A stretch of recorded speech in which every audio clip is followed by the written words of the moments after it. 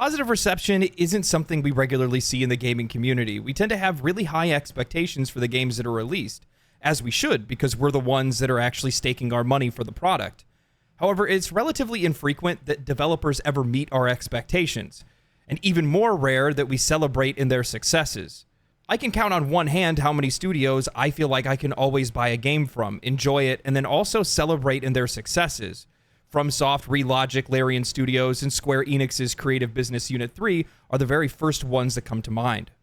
Now, I'm sure it's the same for you. There's probably plenty of companies that you feel really comfortable buying games from, and I'm sure there's a few that you guys can name down in the comments below. However, more times than not, these companies aren't the ones that own the largest market share in the gaming industry, nor are they the ones that own some of the largest IPs or the most popular IPs that are out there.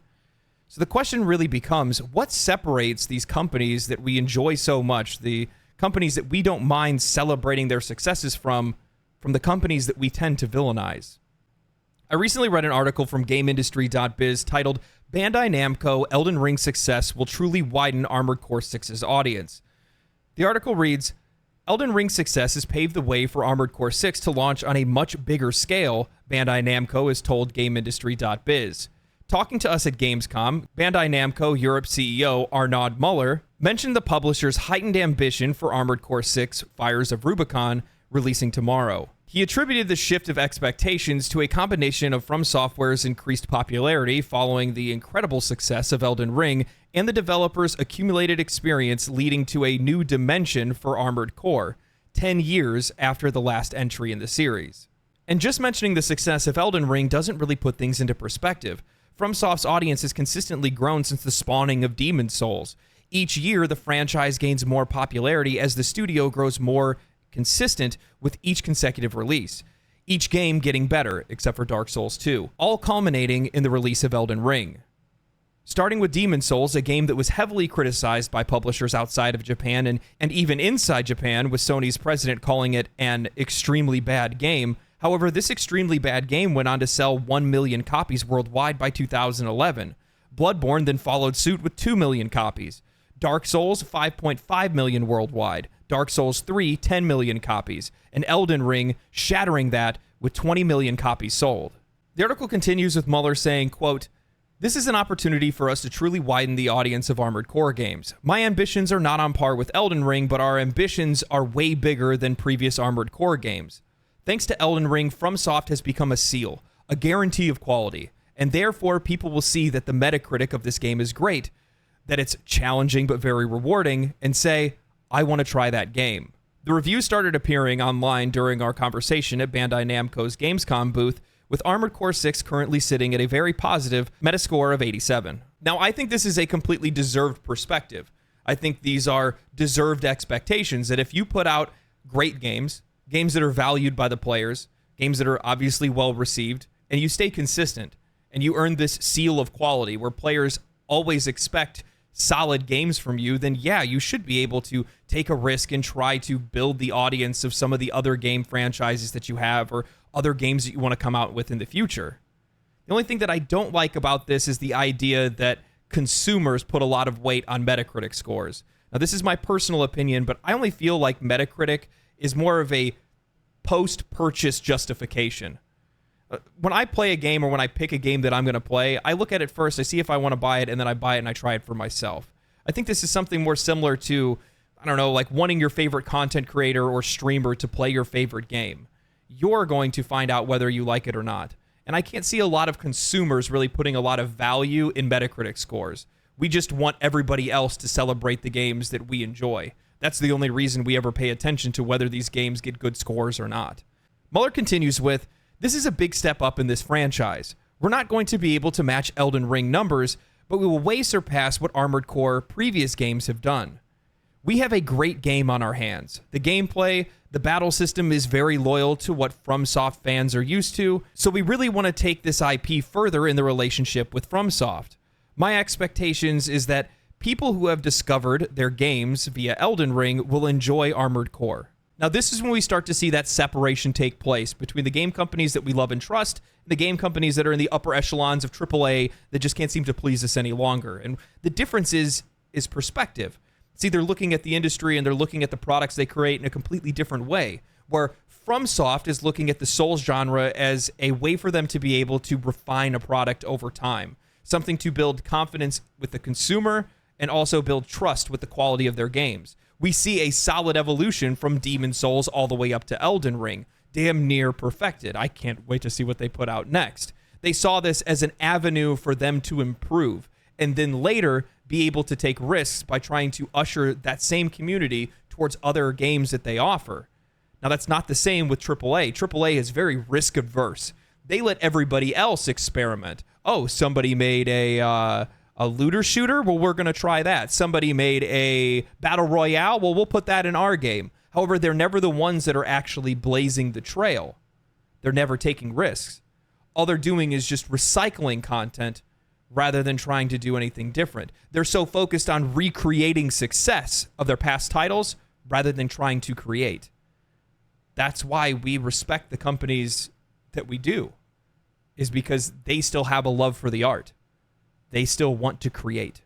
Building trust with customers by consistently delivering high-quality, well-crafted games is the cornerstone upon which these game developers can confidently embark on creative and genre-defining journeys. If we're looking at a game like Armored Core 6, the only reason that FromSoft ever got me to play it is because of all of their successes with the Souls games. When developers prioritize player satisfaction and invest in refining their titles, players come to expect a certain level of excellence that's associated with that developer's name. I trust FromSoft. That trust becomes a valuable currency that allows developers to venture into niche genres and innovative concepts with very reduced apprehension from their audience. I'm more likely to play it, even though it might not be something from a genre that I would normally play. By maintaining a track record of quality and refining their skills, developers not only secure their fan base, but they're also fostering an environment where the gamers are allowed to follow them into uncharted territories, knowing that that experience is being chartered by the same dedication, the same excellence that define the works that we've all enjoyed. This symbiotic relationship between the creators and the community is what encourages the industry to continue to push forward, to continue to push its boundaries. And this is one of the reasons why we become upset with AAA games, is because they refuse to push boundaries. They refuse to take chances. Now, beyond the successes of Armored Core 6 and FromSoft, the one thing that I will say is I really enjoy when these companies come forward and say, you are the ones that give us this quality seal of approval. They want us to have the ability to look at the game, look at the title, look at the company that made it, and know that it's going to be a quality game, know that it's going to be a game that we enjoy, know that it's going to be a game that's worth our money. Now, the funny thing is that that's in really high contrast when we look over at the AAA industry and we look at a company like Bethesda, where Pete Hines, their head of publishing, comes out and says, we could have made a safer, less buggy, less risky game if we wanted to. So you're telling me that there was a universe in which I could have played Starfield where the enemies actually fought back? That sounds like a much more engaging and enjoyable experience. Too bad I didn't get to have that. I have a Starfield video coming soon. Now, Armored Core 6 isn't the only game or only niche game that came out this year that was met with success. In fact, there was a lesser-known title, you might have heard of it, called Baldur's Gate 3 that did exceedingly well, not only with the customers, but also with the critics. And recently, Sven Vinke, the owner and head of Larian Studios, did a interview with D&D, and he shares some really good insights that I'm going to share with you because it shows the difference in perspective from the rest of the industry. What were you trying to bring new to RPGs? Oh, I wanted a AAA RPG driven by systemics that you could play in multiplayer with your friends. And it had to be a cinematic experience, and that was the big challenge here. All of the choices and consequences, that was things that we were already doing in the previous games, in the Divinity Original Sin 2 or even Original Sin 1, and even in our previous games. Never at this scale, of course, but I mean, we were doing them. And having systems interfere with story, we've started building up a lot of experience in this. But I really wanted it to be like, hey, it's going to be AAA in the way that it's going to be presented to you. And my hope was, and that's what's happening now, is that that's going to draw a new audience. People that actually don't know they like this kind of gameplay, that were turned off by all the systems and the screens, and because it's the onboarding of D&D is not an easy thing. Now we already see the perspective shift, where AAA means something different to Larian Studios and means something different to a lot of these other companies, where it's not about the budget. It's not about the high marketing value or anything like that. It's not about the money that you pumped into it. No, it's about the presentation. Was this presented in a AAA quality way? And that's what they aim for with Baldur's Gate 3. They wanted the game to welcome players regardless if this was a genre that they were into or not. And they saw success as a result of that. And we've seen it across the board. There's tons of comments that I've seen just on my YouTube channel alone of people saying that they've never been interested in CRPGs before. However, because of the way that this game was presented, it invited people into this world and made them want to become a part of it. And as a result, Larian found success in that. You have a background in like data and that type of stuff. You had an interest in this, when you were in college. Is this kind of like just a massive amount of data that you can kind of like, it's got to be a fun experiment to see all these different choices that all these players have done.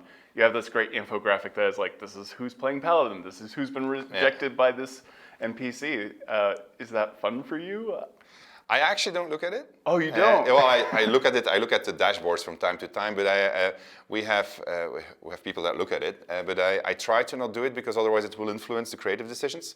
And I want to make sure that we keep on investing heavily in things that maybe 0.001% of the audience will see, because it is important that any journey that you take in your game is going to be equally rewarding. And if you would say, oh, 80% of the players go there and they see that, then what's going to happen is that you're going to put all your effort on the 80% experience and you're not going to do anything or less on the 20%. And that's not what you should do when you make a game like this, at least in Oh, God, that is so good to hear. Oh, that is so good to hear. This is a legendary quote.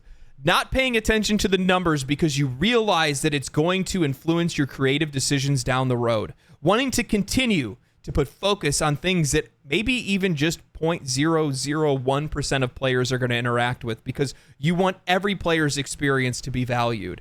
This is something that I can already hear the AAA industry, they're calling in, they're saying they're melting down over a quote like this. Kotick & Co. over at Blizzard, what is this guy even talking about?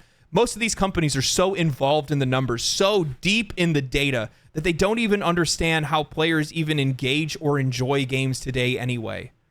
They're looking at things going like, oh, well, most players are spending a lot of time here, so that must be where they're enjoying the game the most. So we're just going to go ahead and put all of our effort and all of our time into that, rather than focusing on all of these other things that other players are enjoying as well.